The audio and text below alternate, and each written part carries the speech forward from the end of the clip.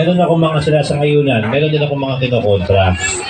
Opo. Pero ito yung mga sinasangayunan ko para at least maging malinaw sa inyo. Ito po yung ATM para sa senior, 60 years old pataas. So, dilinawin ko lang to ha, kasi ang sinasabi, 65 years old lang daw ang pwedeng bigyan ng ATM.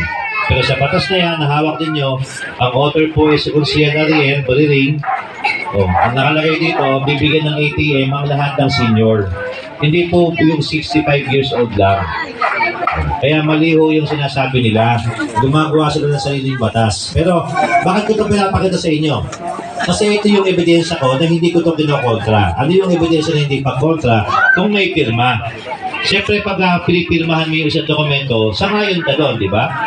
Pag hindi mo pipirmahan at hindi ka sangayon, so natural, ayaw mo pirmahan yun. Pero kaya ako ito pinapamigay sa inyo kasi sa bandang dulo, may pirma ko yan. Hindi ko po kinokontra ang ATM. Kontra doon sa sinasabi nila na kinokontra ko daw ito.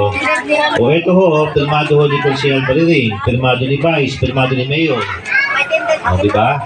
O sa mga hindi naman senior citizen, hindi pa rin yung concern to. Pero gusto ko lang ipakita sa inyo to para mabula yung kaisipan ng tao na si Vice kinokontra yung magagandang programa. Hindi ko po kinokontra, payag po ako. Ayan o, pirmado ko nga. Kaya lang ang tagal nila bago na pamigay ito. O kung di nyo ho alam, June lang nila pinamigay, pero August pa nung isang taon batas ito.